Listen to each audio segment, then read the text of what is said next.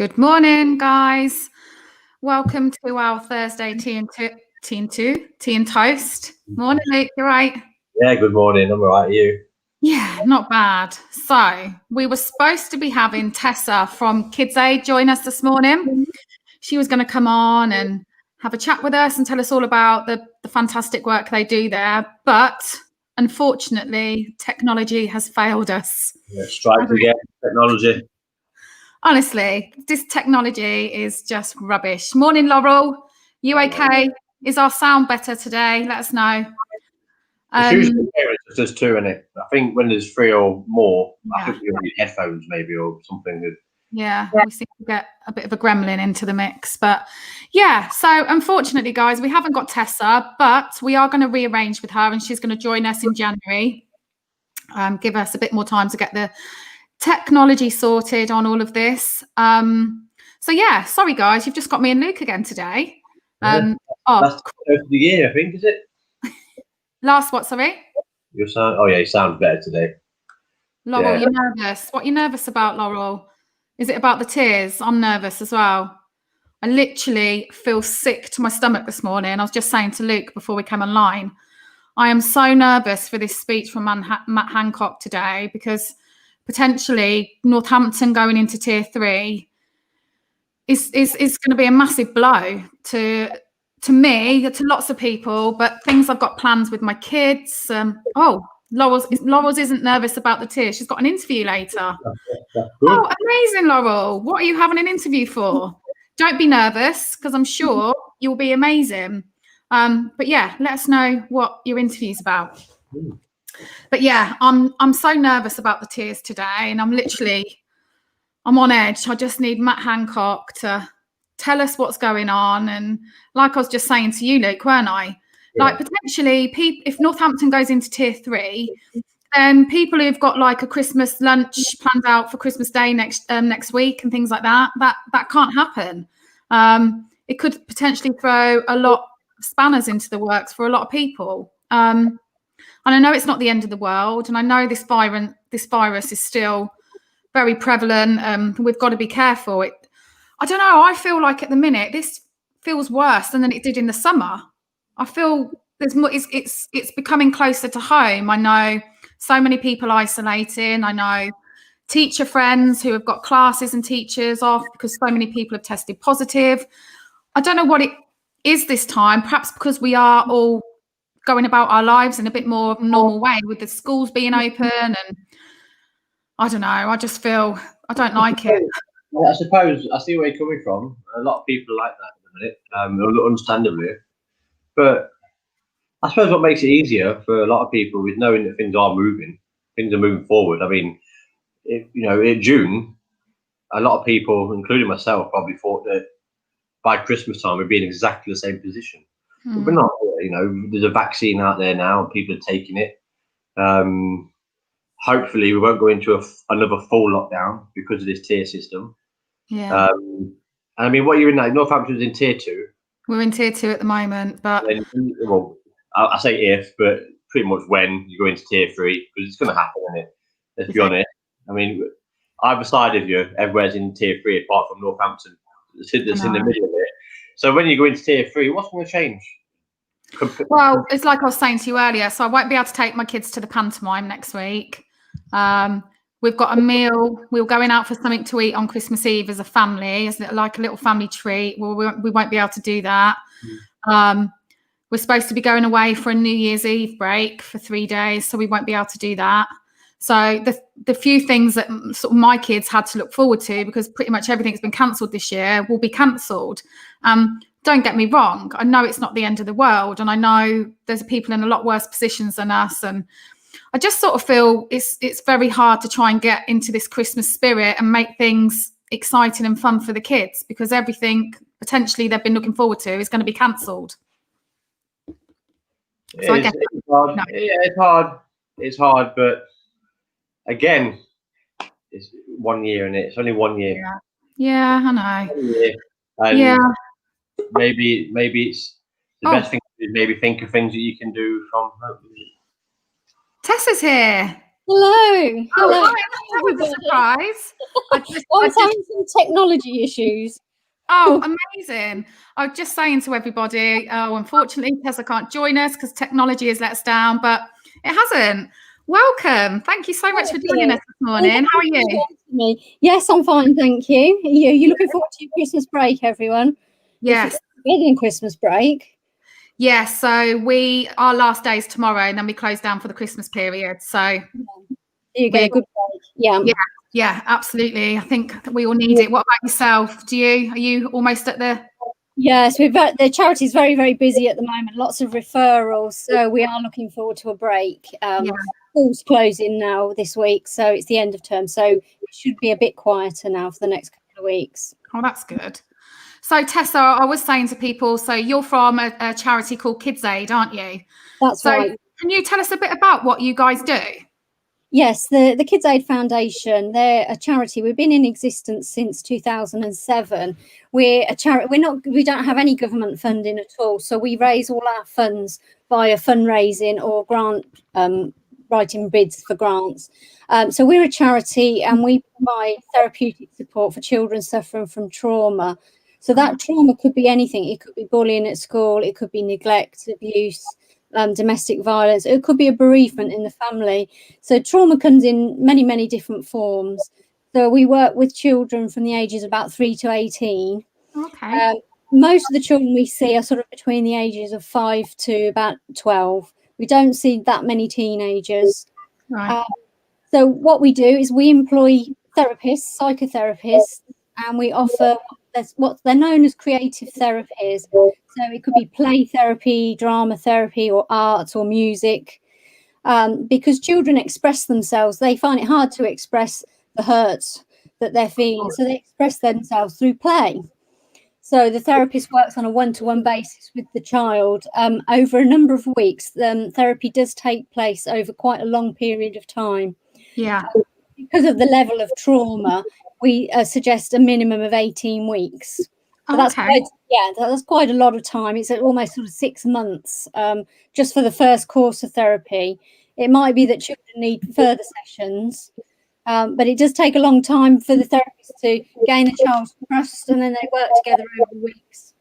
And then you see a remarkable difference with the children. I can imagine.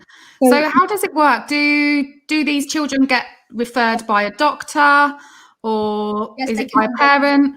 The majority of referrals come through the county council, through social services, through social workers, and schools. We get a lot of referrals from schools. We do have parents referring their own children. And we do have GP surgeries as well, and local health centres. But the majority are through the local council, social services. Yeah. Oh, okay. And is it that the children come into your office where you're based, or do you go out and work with children? How does that work? We mainly work in schools. So we ask for a room to be allocated for a set amount, say for the 18 weeks, and it's always got to be at the same time, and the same day, to offer consistency for the child. So we work from schools mainly. We do have office therapy rooms in the town centre. And then we have in the past, if it's been urgent or if a child's been ill, worked in a child's home, but that's quite rare to do that. So it's mainly schools and town centre offices. Okay. Yeah. Oh, okay. That sounds like we've done lots of wellness sessions, and we do parent therapeutic sessions as well. So we will often work in community centres as well. Wow. Yeah. That sounds amazing. And obviously, as we're all talking about, Luke and I talk about it all the time, but how has the pandemic affected you guys? Have you had a knock-on effect, or have you been able to carry on? Or we've had a huge knock-on effect. Our referrals, we've actually got a waiting list. This is the first time in the history of the charity that we've actually got a waiting list of children. Referrals have gone up by at least 70% during the pandemic, and referrals were high anyway. Yeah, I can imagine. So we've got a waiting list. We did operate during the pandemic. When the schools shut, we offered virtual sessions. Okay. So we obviously kept in touch with the children on a weekly basis, but it's not the same. Parents that felt comfortable coming in on a one-to-one basis had therapy. So we did offer limited therapy of one-to-one face-to-face therapy, but most of it was virtual. So Yeah. we've got a huge waiting list. We've lost a lot of fundraising income as well as a charity this year. Yes, that's the problem. In summer, people tend to go out and they'll do a fundraiser for Kids Aid. Well, this is it. Yeah, so we are struggling. Yeah, the fundraising side for charities has had such a huge knock-on effect from the pandemic, hasn't it? And you sort of feel like you've lost a good chunk of perhaps a year's fundraising money. And then you know, then you're fighting. I mean, we don't even know going forward next year how long this is going to go on for. We know the end is in sight with the vaccine, but there's still all these, you know, knock-on effects. I think it's going to be a very challenging year next year. I agree. People are facing redundancy, all sorts of things. So people aren't going to be able to give to charity as they previously did. So no, I think we will have quite a difficult year next year. Yeah, I agree. And again, people giving to charities, it's not just a year; it's the knock-on effect of the years to come as well. Yes, right away, isn't it? Yeah, absolutely, Luke. Yeah, and I guess like yesterday we had Will from Q Space join us, and we were just talking about, you know, the pandemic has really made us all learn different ways to work, and like you're saying, you've had to go on to sort of like online therapy, and I was saying like these tea and toast sessions that we're doing were originally a concept that Luke and I would be in the yard at our building, and we would invite different organisations to come in and have a cup of tea with us, and people can drop in and come and chat to people, and you know, raising awareness of the different amazing projects and things that go on in Northampton. However, you know, the pandemic hit us. Our building's really small, and we just can't do that. So doing these online versions of what we're doing with the tea and toast were never really in the plans, but like we've all had to find different ways to work, haven't we? Yeah, we have. Yeah, we've had to be very flexible and adapt, haven't we? It's I mean, before COVID hit us, I'd never heard of Zoom before, and then like you know, I'm great on Zoom now, but you know, it's never used any of that before, and well, it just sounds like you're doing such an amazing job. So I know that you say you've got a huge waiting list, and you know, obviously, but if there was someone watching us now, whether it be a young person or a parent who felt like, you know, that really sounds something that I'd like to direct my child into, how's the best way for people to get in touch with you? You can email us. The email address is info@kidsaid.org.uk. Okay, I'm just going to put this in the comments, because we tend to find we have a lot of people watch our sessions later on in the day, in the evening. So if we've got the info there. So sorry, it was info@kidsaid.org.uk. .org.uk. Yeah. You can email us for any information at all at any time. On our website, we have a referral form. So our website is www.kidsaid.org.uk. Lovely. Or you can give us a call. We're happy to talk to people at any time. The number is 01604 630 332. 01604 630 332. 332. Brilliant. At least then that gives people you know, somewhere to go if, like they say, they're watching this and they think that, you know, perhaps Kids Aid could be something to help one of their either young people they're working with or their own child or something. It sounds like you do an absolutely amazing job there. Have you got a big staff team, or is there, you know? No, we to keep the charity costs low, all our therapists are on a freelance basis. So therefore, to keep the employment costs lower, we only pay for the sessions that they do, rather than pay a salary and sort of national insurance and PAYE, that type of thing. So that's how we have 10 therapists working for us, and then we have 2 members of staff, and we have a clinical manager, and then myself. We have a board of trustees, so we have 6 trustees overseeing, you know, how the charity is run. And they come from all backgrounds, really. We have a barrister, we have business people, and we have a senior social worker, for example, who's our safeguarding lead. So they come with all different skill sets. Yeah, absolutely. So we're a very small team. Yeah. But yeah, we're getting there. Yeah. And how long have you worked there for? Long or? I have, yeah. I've been connected with the charity for 7 years. Oh, okay. Wow. Yeah.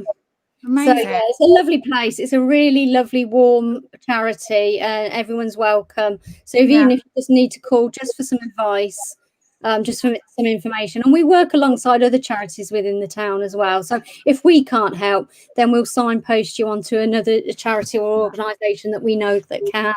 Yeah. And that's what we're trying to do at the Yard. Is like Luke and I hold these sessions, and we don't in any way claim to be experts in any of the subjects we may talk about, but what we want to be able to do as professionals is signpost people to the right places, and that's why we feel like it's really important to have people like yourself and different organisations within the town, so that we all know there's probably a lot more going on than what people realise.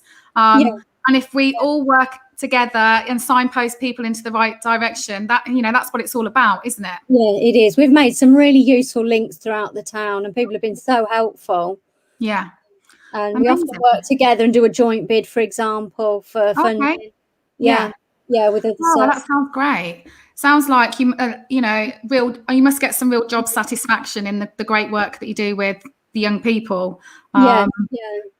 And you can really see a difference sort of after 6 months, and it's the long-term effect. The aim of Kids Aid is to give early intervention now, and then it prevents further sort of mental health issues or addictions, and even getting into employment at a later stage or homelessness. It has such an impact if you can get support now. That's the aim. If we can help now, then it will prevent other problems, and also to support the whole family unit. It's not just the child, the family, the parents are struggling, especially during the pandemic. The stress has been unbearable for some parents. I think that sometimes where there's the lack of is the family support in addition to the young person, isn't it? Because like I say, it's that family, they're all sort of going through it to a certain degree. So that support for them as well is so important. Yeah.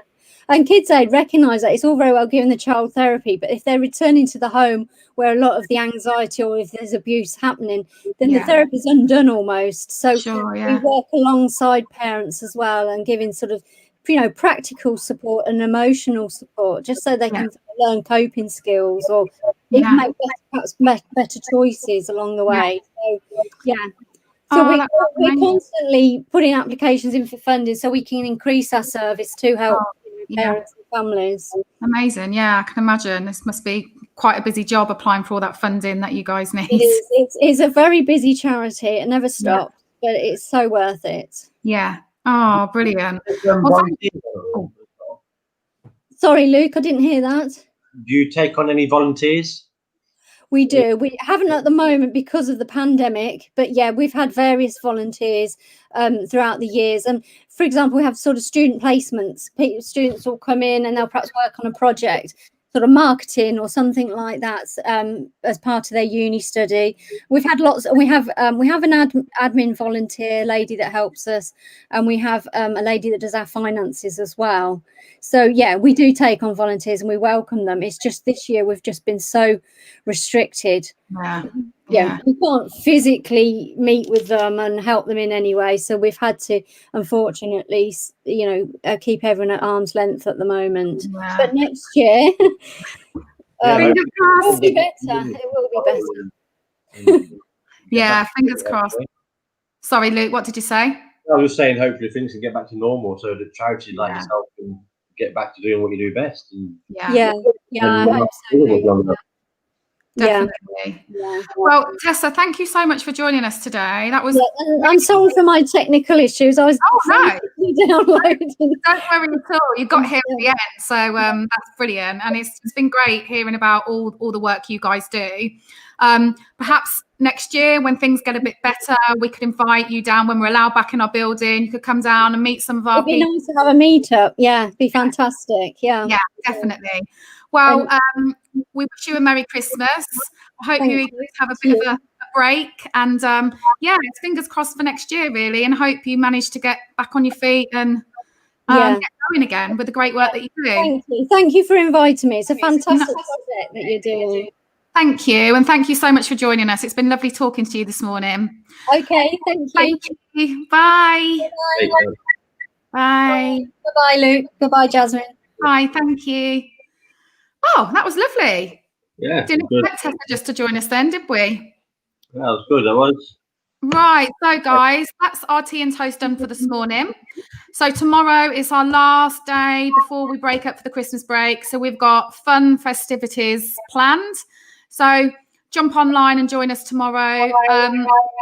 Fingers crossed for Matt Hancock. We're going to go and listen to his speech now and see what our fate is. But if we go into tier 3, keep our chins up. We've got this. We've done worse. We'll get out of it. So have a good day, and I will see you all tomorrow. See you later, Luke. See you later. Bye.